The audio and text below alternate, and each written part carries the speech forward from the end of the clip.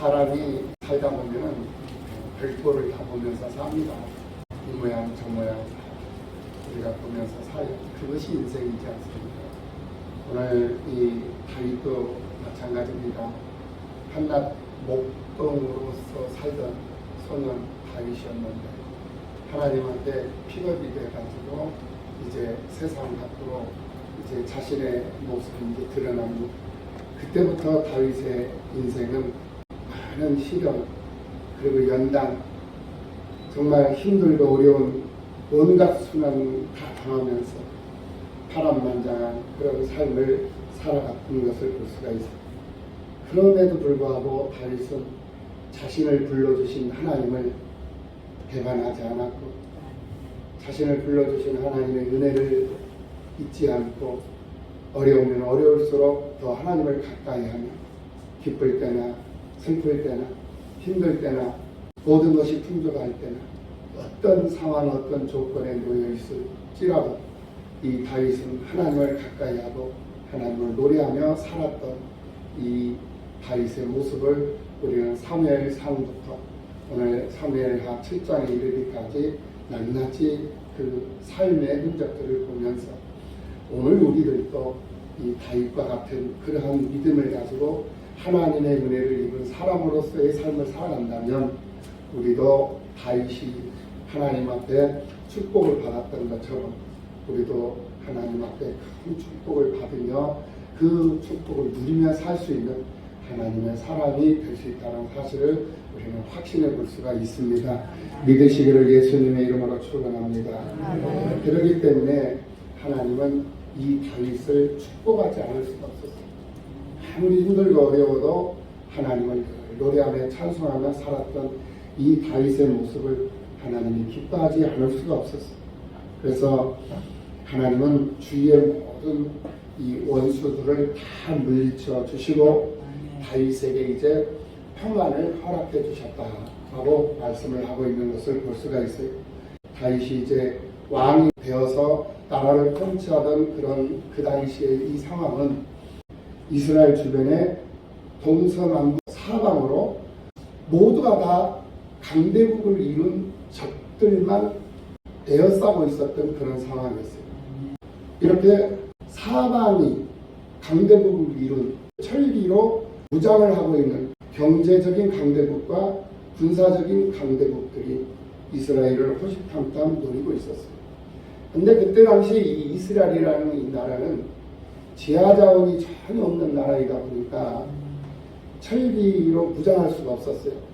이스라엘이라는 이 나라는 그저 가지고 있는 것은 막대기와 지팡이밖에 없었다라는.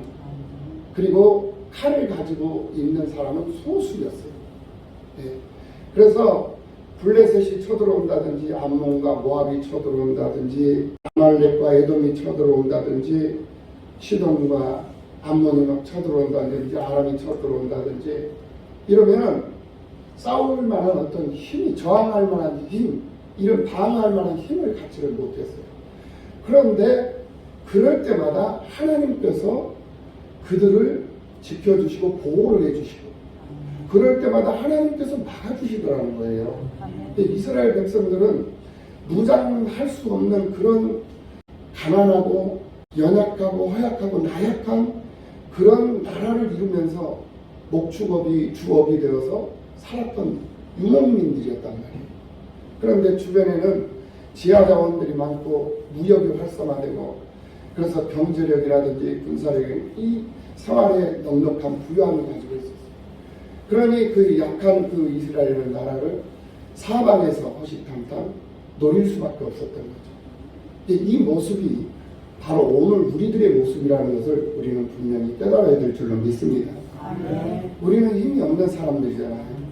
가진 것도 없고 아는 것도 없고 배운 것도 없고 그렇다고 해서 건강한 것도 아니고 이러한 상황 가운데 놓여 있는데 세상을 살아갈 수 있도록 하나님께서 기회를 주시고 길을 열어주시고 방향을 또 잡아주시고 그래서 하나님께서 어려운 상황들을 살피면서 이기면서 극복하면서 그러면서 살아갈 수 있는 그런 환경을 이렇게 조성해 주시면서 살아가게 해 주시더라는 거예요. 그러니 우리는 그 하나님 앞에 감사하지 않을 수가 없다라는 것. 이런 하나님을 여러분들이 경험하면서 하나님을 바라보면서 하나님 앞에 감사하며 살 수 있는 믿음의 사람들로 부족함이 없는 여러분들이 되시기를 예수님의 이름으로 축복합니다. 우리 믿음의 사람은 힘들 때나 어려울 때나 또 기쁠 때나 슬플 때나 어느 때든지 하나님을 생각하면서 사는 것이 하나님의 은혜를 입고 세상을 사는 사람들의 삶의 모습이 되는 거예요. 오늘 이 사무엘상 하를 통해서 우리가 보고 있는 이 다윗의 모습이 바로 그런 모습이었다라는 것입니다. 이런 다윗의 모습을 하나님이 귀히 여기셨잖아요. 그런 다윗과 같은 오늘 우리들의 모습도 하나님께서 귀히 여겨주실 줄로 믿습니다. 하나님이 귀히 여기신다면 하나님은 우리를 지켜주시고 우리를 보호해 주신다라는 거예요. 다윗을 통해서 우리가 분명히 다윗을 지키시고 보호하시며 인도하시는 하나님을 보고 있잖아요. 그 하나님이 다윗의 그 하나님이 오늘 우리의 하나님이 되신 줄로 믿습니다. 그리고 이 다윗은 선지자 나단을 찾아가요. 선지자 나단을 찾아갔다는 것은 바로 주의 종을 찾았다라는 거예요. 그러니까 우리가 살면서 힘들고 어려울 때 어떤 상황에 놓이든 편안하든 편안하지 않든 형통하든 불통하든 어떤 상황에 놓여 있다 할지라도 주의 종을 가까이 하면서 사는 여러분들이 되시기를 예수님의 이름으로 축복합니다. 그것이 여러분들이 잘 되는 일이에요. 다윗이 이제 하나님께서 평안을 주셔가지고 이제 그 백향로 궁을 지어가지고 그 왕궁에서 이제 안식을 누리는 삶을 살고 있었다라는 거예요. 이 모든 것이 하나님의 은혜로 된 것이잖아요. 그런데 이 다윗은 그 안식을 이루고 그 평안함과 풍요로움을 누리고 있는데 무엇을 생각하냐면 하나님을 생각하더라는 거예요. 대부분의 사람들은 자기가 힘들고 어려울 때 하나님을 생각하잖아요. 그렇죠? 우리도 마찬가지입니다. 살면서 힘들고 어려울 때는 하나님을 찾고 하나님을 생각해야 될 줄로 믿습니다. 그런데 그럴 때도 하나님을 생각하고 하나님을 찾아야 되겠지만은 우리가 풍요롭고 잘나가고 형통하고 평안할 때도 하나님을 찾아야 되는 줄로 믿습니다. 그럴 때도 찾아야 된다는 거예요. 그리고 평화롭고 풍요로울 때도 주의 종을 찾아서 내가 해야 할 일이 무엇인가를 묻고 주의 종의 지도를 받으면서 하나님의 일에 참여를 하는 그러한 삶을 살아가는 그 사람은 하나님은 누르고 흔들어 넘치도록 필요를 채워주시는 하나님이시라는 사실을 믿으시는 여러분들이 되셔서 하나님께 무한한 영광을 돌릴 수 있는 여러분들이 되시기를 예수님의 이름으로 축원합니다. 선지자 나단을 찾아서 하나님의 성전을 왕궁에 지어야 되겠다. 이렇게 선지자에게 말을 합니다. 그러니까 이 나단 선지자는 다윗의 말을 듣고 긍정적으로 이제 다윗에게 대답을 해주고 이제 다윗을 보냈어요. 그리고는 이제 나단 선지자가 하나님 앞에 기도를 합니다. 하나님 앞에 물었다라는 거예요. 하나님 앞에 물으니까 이 하나님이 다윗이 성전을 건축할 상황이 아니다. 우선순위가 따로 있다. 이거를 나단 선지자에게 이제 말씀을 해주시는 거예요. 그러니 다윗은 성전 건축을 하는 것이 아니라 좀 더 하나님의 나라를 확장시키는 일에 투사로서 전투를 하는 전쟁을 해야 하는 그런 왕으로서의 역할. 그래서 많은 전리품들을 수거해서 그 전리품들을 가지고 성전을 건축할 수 있는 그 일을 해야 된다. 그러니까 다윗이 해야 할 일이 있고 또 다윗의 아들이 해야 할 일이 있으니 다윗은 많은 전쟁을 통해서 승리를 해가지고 전리품들을 획득을 하고 그리고 그 획득된 그 전리품들을 가지고 아들이 성전을 건축하도록 하라라는 그런 계시를 하나님이 나단 선지자에게 해주셔요. 그리고는 그 나단 선지자가 하나님의 말씀을 듣고는 이제 다윗에게 찾아가요.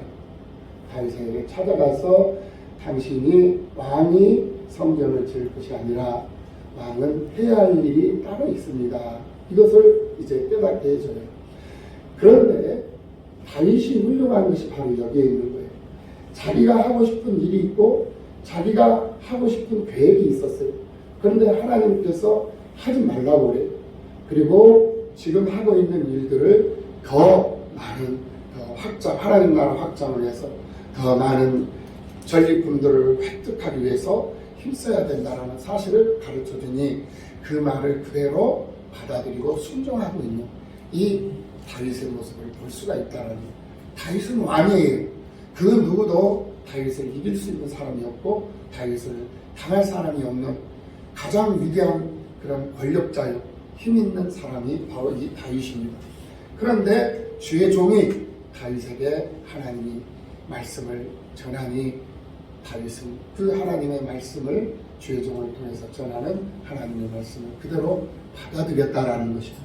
이것이 바로 축복받는 자의 삶의 모습이다라는 거예요. 오늘 우리들의 삶도 그런 삶이 되어야 될 줄로 믿습니다.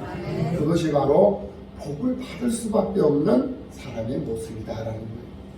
하나님의 은혜를 입고 그 은혜 안에서 세상을 살아가는 오늘 우리들은 하나님 말씀을 경청할 줄 알아야 되고 하나님의 말씀을 듣기 위해서 성전을 찾을 줄 알아야 되고 주의 종을 만나기를, 주의 종을 찾기를 즐거워하면서 살고 주의 종의 말에 또 순종하고 또 그 말에 긍정적인 그러한 모습으로 세상을 살아간다면 그는 하나님 앞에 다윗이 받았던 축복처럼 더 많은 축복을 받으면서 하나님의 사람으로 많은 사람들에게 은혜를 나눠줄 수 있는 그런 삶을 살아갈 수 있는 사람이 된다는 사실을 깨닫고 믿고 그렇게 받아들이고 행할 수 있는 여러분들의 삶이 되시기를 예수님의 이름으로 축원합니다. 이 성전이라는 것은 뭐냐면은 하나님의 집을 말하는 거예요. 이 건축물을 말하는 것이 아니라 하나님의 집을 말하는 거예요. 그러니까 이 다윗은 성전을 건축하고 싶었던 그런 생각을 했는데 하나님께서 나단 선지자에게 그게 잘못된 것이다. 그 성전은 나중에 해야 할 일이다 라고 하고 우선 내 마음속의 성전, 내 생각 속의 성전을 먼저 건축할 것을 얘기를 하셨던 거예요. 그러니까 이 말은 뭐냐면은 하나님은 집에 거하시는 하나님이 아니시다라는 거예요. 집에 거하시는 것이 아니라 사람의 마음 속에, 사람의 생각 속에 임재하시고 내주에 계시는 이가 바로 살아계신 하나님이시다라는 것을 교훈을 했던 것을 여기서 다시 한번 우리가 생각을 해볼 수가 있습니다. 다윗이 하나님의 성전을 건축하려고 했던 것은 출애굽기 1세대가 하나님을 예배하겠다라는 그 명분을 가지고 하나님을 만나고 싶다라는 그런 명분을 가지고 모세가 시내산으로 기도하러 갔는데 기도하러 올라간 그 시내산으로 올라간 그 모세가 내려오지를 않으니까 조급하고 다급한 나머지 이 이스라엘 백성들이 아론 제사장을 통해서 금송아지를 만들어가지고 예배를 드려요. 제사를 드린다라는 것입니다. 그와 같은 그러한 모습이 되어버리는 거예요. 그렇게 하나님께서 다윗의 그 성전 짓고자 하는 모습, 그런 마음을 금송아지 우상을 만들어가지고 제사를 지내는 이방 종교의 행위로 하나님께서 여겼다라는 거예요. 하나님을 위한다는 명분은 좋지만은 그 명분을 이용을 해가지고 자신의 과업을 이루어서 자신을 높이려고 하는데 문제가 있었다라는 것을 하나님이 지적을 하고 있는 것을 오늘 본문을 통해서 또 한번 우리가 확인해 볼 수가 있어요. 그래서 성전이 성도에게 주는 의미는 하나님이 거하시는 곳을 가리키는 것이다. 이게 그것이 곧 성전이라는 거예요. 하나님이 거하시는데 어디에 거하시느냐, 이것이 중요한 문제가 된다라는 거예요. 하나님은 다시 말씀을 드린다면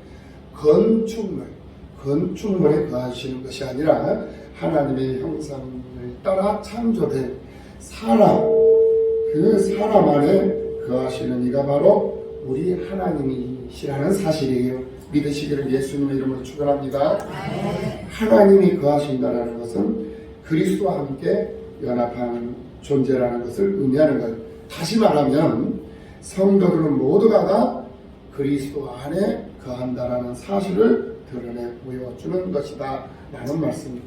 그래서 고린도전서 3장 16절 이하 17절 말씀을 보면은 너희는 너희가 하나님의 성전인 것과 너희가 하나님의 성령이 너희 안에 거하시는 것을 알지 못하느냐라고 말씀하고 있는 것을 볼 수가 있습니다. 그러면서 누구든지 하나님의 성전을 더럽히면 하나님이 그 사람을 멸하시리라. 하나님의 성전은 거룩한 것이니 너희도 그러하니라 라고 말씀을 하고 있는 것을 볼 수가 있어요. 그러니까 결국 하나님께서 우리에게 말씀하시는 것은 뭐냐면은 이 건축물도 하나님의 성전, 우리가 이렇게 모였으면 이곳이 꼭 성전이 되겠지만 그보다도 더 우선되는 것이 바로 내 마음속에 있는 성전이다 라는 말씀이 믿으시는 역사가 있기를 예수님의 이름으로 축원합니다. 그 마음속에 있는 그 성전을 더럽혀서야 되겠느냐라는 말이에요. 그 성전을 더럽히면 안 되겠다. 만약에 그 성전이 더럽혀져 있으면 하나님께서 그 사람을 멸할 것이다 라는 말이에요. 그러면 그 성전을 더럽히지 않으려면 우리가 어떻게 해야 되느냐. 내 마음속에 늘 예수 그리스도를 품고 살아야 된다는 거예요. 예수 그리스도를 품고 산다는 것은 그 예수님이 내 마음속에 자정하시고 예수님의 말씀대로 말씀 따라 세상을 살아가는 사람이어야 한다는 거예요. 다윗이 어렸을 때 소년 시절에 하나님 앞에 픽업을 당한 이후부터 마당의 왕으로서 이스라엘을 40년 동안 통치를 하고 하나님 앞에 안길 때까지 그 삶의 모습은 성전, 자신 삶 속에 하나님의 성전을 짓고 살았던 그 모습이었기 때문에 하나님은 그와 늘 함께 하셨고 하나님은 그를 지키셨으며 그를 인도하셨고 그를 이끌어 가셨던 것을 볼 수가 있는 거예요. 오늘 우리들이 우리의 마음속에 하나님의 성전을 잘 건축하며 세상을 살아간다면 우리의 마음속에는 늘 하나님이 자정하고 계시기 때문에 하나님이 일하시게 되는 거예요. 하나님이 일하시는 역사가 여러분들의 삶 속에 있기를 예수님의 이름으로 축원합니다. 구약의 성도는 성령께서 거하시는 처소였음을 드러내 보여주는 것을 볼 수가 있어요. 이것은 사도행전에 나타나는 스데반의 설교에서도 이걸 확인해 볼 수가 있습니다. 스데반 이 설교인 사도행전 7장 48절 말씀을 보면은 그러나 지극히 높으신 손으로 지은 곳에 계시지 아니하시니 라고 말씀을 하고 있는 것을 볼 수가 있어요. 사람의 손으로 지으신 곳에 하나님이 계시지 않는다라는 거예요. 그리고 사도행전 7장 51절 말씀을 보면은 목이 굳고 마음과 귀에 할례를 받지 못한 사람들아 너희도 너희 조상들과 같이 항상 성령을 거스리는도다 이렇게 말씀을 하고 있는 것을 볼 수가 있습니다. 이 스데반 집사님이 생각한 이 성전은 그 사람 자체가 곧 성전이라는 그런 개념으로 하나님의 말씀을 선포했던 것을 볼 수가 있습니다. 하나님은 다윗에게 이 부분을 분명하게 짚고 넘어가셨던 것을 볼 수가 있어요. 그래서 오늘 본문 7절 말씀에서 하나님은 자신이 이스라엘 성전인 성도들 가운데 머물러 있기 때문에 이스라엘 지파 가운데 누구에게도 성전을 지으라고 명령하지 않으셨던 거라고 말씀을 하고 있는 것을 볼 수가 있습니다. 이래서 다윗은 하나님이 성전을 건축하려고 했던 그런 마음을 하나님께서 허락해 주시지 않았던 것을 볼 수가 있어요. 그리고 두 번째 하나님이 이 다윗이 성전 지을 수 없는 그 두 번째 이유를 설명을 해주고 있는 것을 볼 수가 있어요. 그게 뭐였냐면은 바로 아직 정복해야 할 나라들이 아직 많이 남아있다라는 거예요. 정복 활동이 아직 끝나지 않았다라는 것입니다. 그래서 다윗은 계속해서 전쟁을 해야 했기 때문에 이 성전 건축을 다윗이 맡을 수가 없었다. 그래서 전리품들을 많이 모아야 됐어요. 왜냐? 다시 말씀을 드립니다만 이 이스라엘이라는 이 나라는 이 세상에서 딱 두 개의 나라가 있는데 지하 자원이 거의 없는 나라 두 개가 있어요. 그 두 나라가 어떤 나라냐면 바로 이스라엘이라는 나라고 바로 우리 대한민국. 우리 대한민국이 바로 그런 나라예요. 지하 자원이 없어요. 그래서 자력 경생이 안 돼요. 근데 북한은 지하 자원이 많이 있습니다. 북한은 그렇기 때문에 이렇게 많은 경제적 제재를 많이 해도 자체적으로 자력 경생이 가능해요. 지하 자원이 있기 때문에. 그런데 우리 남한은 우리 남쪽 우리 대한민국은 지하 자원이 없기 때문에 이렇게 경제적인 어떤 제재가 온다든지 어떤 압박이 들어오잖아요. 그러면은 한두 주 정도면 전도가 지나면은 바로 표시가 나와버려요, 우리나라.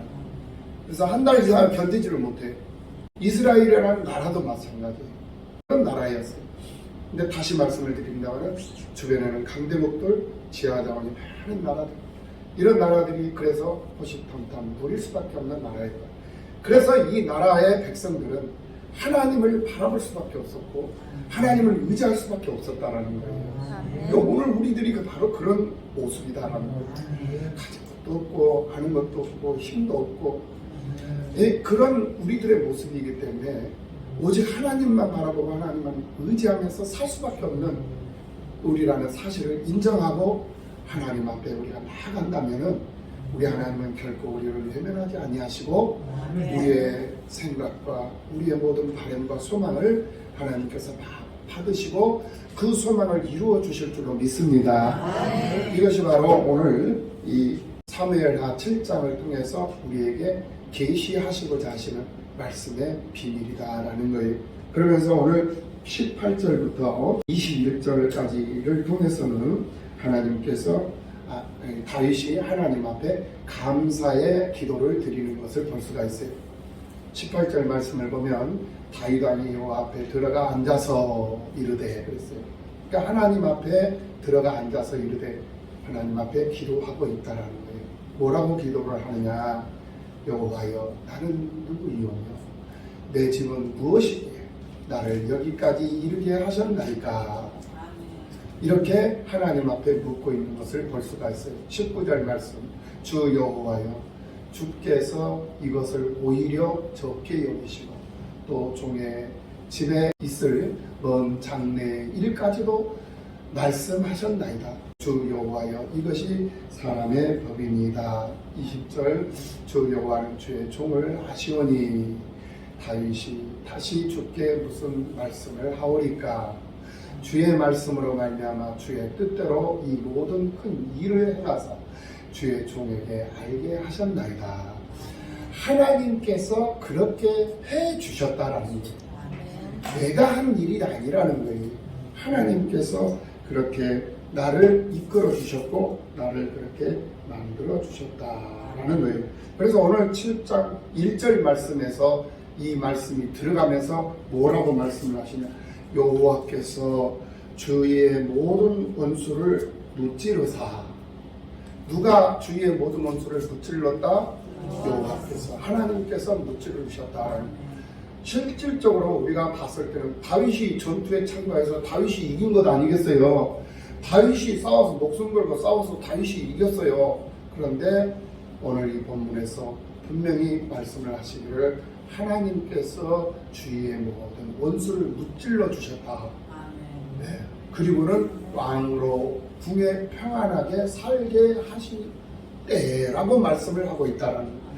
그러니까 궁에서 평안하게 사는 것도 하나님께서 그렇게 살게 해주셨고 내 주변에 있는 그런 많은 원수들도 하나님께서 무찔러 주셨기 때문에 이러한 영광 가운데서 내가 부귀영화를 누리며 평안한 안식을 누리며 내가 살고 있습니다 라고 지금 하나님 앞에 고백을 하고 있는 것이다 라는 정리를 해봅니다. 우리는 이렇게 편안할 때도 이렇게 넉넉할 때도 하나님을 향한 마음 변치 말아야 될 줄로 믿습니다.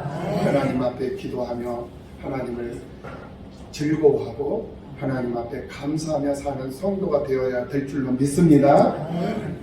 반대로 우리가 힘들고 어려울 때도 원망하고 불평하는 것이 아니라 오히려 내가 하나님의 일에 쓰임받고 하나님의 일에 내가 참여할 수 있다는 이 사실에 더 감사하는 마음이 있어야 될 줄로 믿습니다.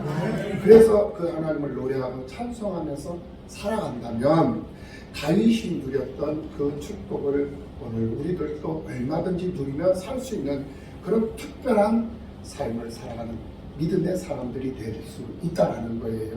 이 말씀을 분명히 붙잡고 하나님의 사람들로 부족함이 없는 여러분들이 되시기를 예수님의 이름으로 축원합니다. 그러면서 22절 말씀 하나님 앞에 다윗이 신앙 고백을 하고 있는 것을 볼 수가 있어요. 그리고 그런즉 주 여호와여 이름으로 주는 위대하시니 이는 우리 귀로 들은 대로는 주와 같은 이가 없고 주 외에는 신이 없음이니이다. 하나님 외에 무슨 신이 있겠느냐 이거예요.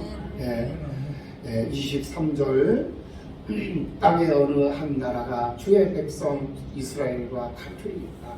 하나님이 가서 구속하사 자기 백성으로 삼아 주의 명성을 내시며 그들을 위하여 큰 일을 주의 땅을 위하여 두려운 일을 애국과 많은 나라들과 그의 신들에게에서 구속하신 백성 앞에서 행하셨사오며 이랬습니다. 구속이라는 말이 나와요. 여기서 하나님이 가서 구속하사 하나님이 애국으로 가서 당신의 백성들을 구속하셨다, 구출하셨다라는 거예요. 하나님께서 이 세상 가운데서 살고 있는 당신의 백성들, 당신의 자녀들을 구출해 주셨다라는 그런 신앙 고백을 하고 있는 것을 볼 수가 있어요. 나의 나됨은 내가 잘나서 된 게 아니에요. 하나님께서 그렇게 해 주셨기 때문에 가능하다라는 거예요. 그래서 우리가 감사하며 살 수 있는 것인 줄로 믿습니다. 그러면서 25절 말씀입니다. 25절에서부터 29절 끝절까지 말씀은 하나님 앞에 간구를 하고 있는 것을 볼 수가 있어요. 다윗에게 나에게 언약해 주신 그 언약이 속히 이루어지기를 하나님 앞에 노래하며 기도했던 것을 볼 수가 있어요. 그러니까 우리의 감사의 조건, 우리의 찬양의 조건, 우리의 기도의 조건은 어느 때든지 어떤 상황 속에 놓여 있든지 그 조건은 늘 충분한 조건을 갖추고 있어요. 어려우면 어려울수록 하나님 앞에 기도하고 또 우리가 넉넉하면 넉넉할 수 있도록 하나님 앞에 노래하며 찬송하며 감사하며 이것이 우리의 삶이 되어야 되겠다라는 말입니다. 그래서 오늘 사무엘하 7장을 우리들에게 주신 말씀이에요. 이 말씀 붙잡고 하나님 앞에 감사하며 이제 한 2주 정도 남았죠. 2022년도 이 한 해가 한 2주 정도 남았는데 이 2주간만이라도 하나님 앞에 경건한 모습으로 세상을 살기 위해 힘쓸 수 있는 여러분 되셔서 한 해를 잘 마무리 잘 하시고 부족한 그런 모습은 하나님 앞에 회개하고 정말 2023년도 새해는 만사형통한 새해가 될 수 있도록 하나님 나를 이끌어 주시옵소서라고 간구하는 여러분들의 신앙 삶이 되시기를 예수님의 이름으로 축원합니다. 기도하시겠습니다.